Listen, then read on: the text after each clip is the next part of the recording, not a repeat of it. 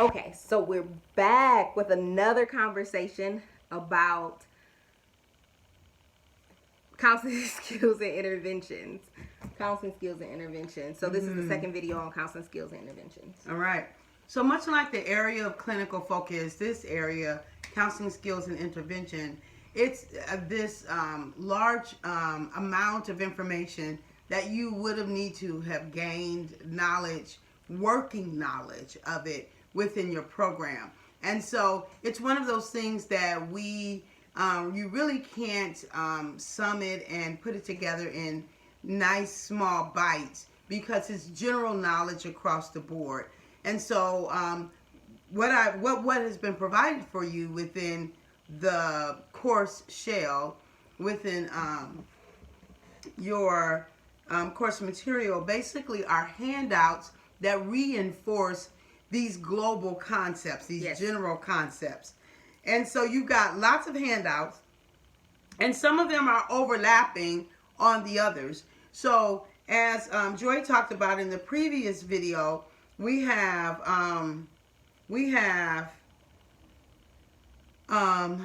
counseling and helping relationships, and all of that area is about knowing how to begin, knowing how to engage, and knowing how to terminate. So the entire process of the therapeutic engagement, the therapeutic encounter, what does all of that look like? And so in order to know that, you've got to know how you're supposed to be, meaning your clinical acumen, what it is that you know, as well as your posture. So attending skills and all of those micro skills that's required for you to be able to engage your client in a competent manner. And so within the site, you have been provided with, let's see, one second, let me get there. You have been provided with, of course, the PowerPoints that we talked about, but you've been provided with an article that the content of the article is not so much the focus, and I provided you that narrative that directs you there. And I told you to go to page 71, because what that does is it gives you the framework for developmental. It gives you the framework for how you engage any client based upon where they are developmentally. And so if you're going to engage a newly married person different than you're going to engage a person who's entering into Erik Erikson's last stage, or his stage of generality versus stagnation. You're going to engage differently, and so you've got to understand development and developmental stages in order to be able to effectively engage any client. And so it's not just stages in the way of when we think about developing within our just human development, but also you have to understand development in general from the standpoint of how do relationships develop, right? Absolutely. And earlier we talked about groups. How do groups develop? What are the stages of group? So you've got to understand the idea of stages and development in every area in which it is relevant. In every area in which it is relevant. And one of those things that is relevant, especially to group, is Donald Super's life roles. And Super identified 8 roles that describe the ways people spend their time and energy.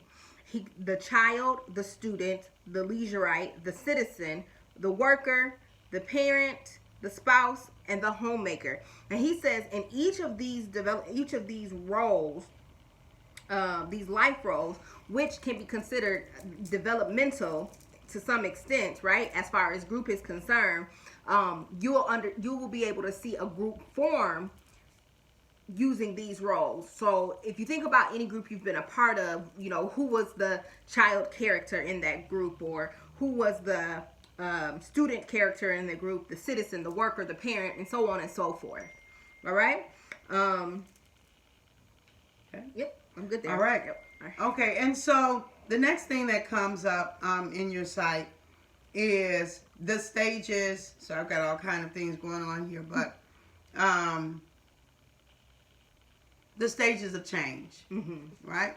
And Prochaska's stages of change, it walks through pre-contemplation, contemplation, and going all the way through the stages of termination. And so it is important for you to understand stages of change because it is going to affect what you're able to do with your client and Absolutely. how you're able to actually engage them. If a person is in pre-contemplation, they haven't even began to internalize the need that they're going to change. Right. They don't even know that they need to change. Absolutely. And so it's important to understand those different stages of change so that you then can go on and engage the client where they are. So again, this is looking at development and stages. And so you need all of your clinical skills, right? All of your intervention skills. You need all of those in order to build rapport, do Rogers, unconditional positive regard, Absolutely. genuineness, all those things you need to be able to build a safe place so that clients can build trust. All those things in order to even get to understanding stages and development and things of that nature. Okay, I can get this to go up a little bit. I can pull up what's next. I don't know if it's going to come up here. Okay, well, and then Yalom's group stages are in there as well. So make sure that you go through and engage all of those components. I've pointed out specifically where to go. Your basic counseling skills. So all of those terms that we're used to hearing about, all of your basic counseling skills, you have a handout that has provided you with that. So your 10 basic counseling skills, and then you've got this general global handout that just has a little bit of everything in it. Just about anything that you can think from a counseling intervention, skills, and tools perspective. I think it's your final handout in there, and it goes through it, provides it, it explains it. I think one actually provides some examples, and so just make sure that you take time and go through the documents, because what it does is it gives you a real view, if you will, of these generalized concepts. And sometimes when we get away from the academic engagement of the concepts, we forget them in this way.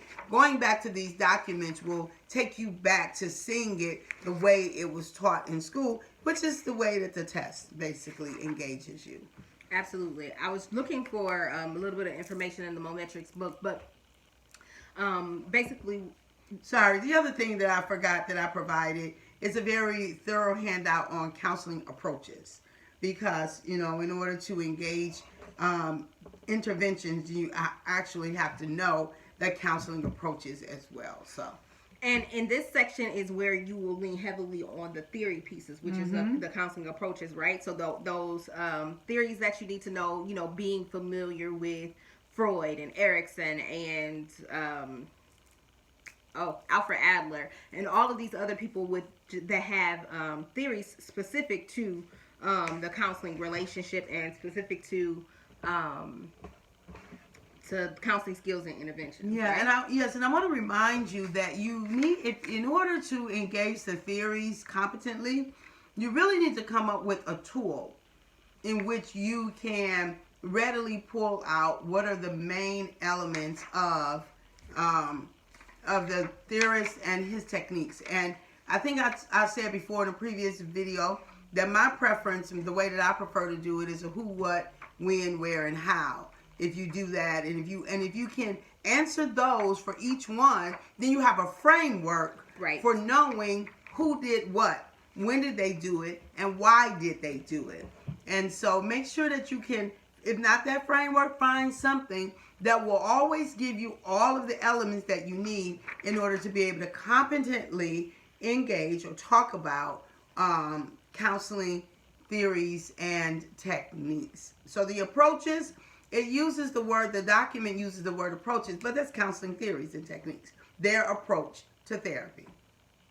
And so this is where I would encourage you, as far as the test taking portion is concerned, this may be a good time to get some file cards to be able to have them front and back, the who, what, where, when, and why of whatever theory. So this may, like I said, may be a good time to have that information on hand in that way, so that it just makes it a little bit easier for you to have to intake that information, but also to hold on to it, right? So, all right, friends. So this has been your information setting on counseling skills and interventions, and we're done.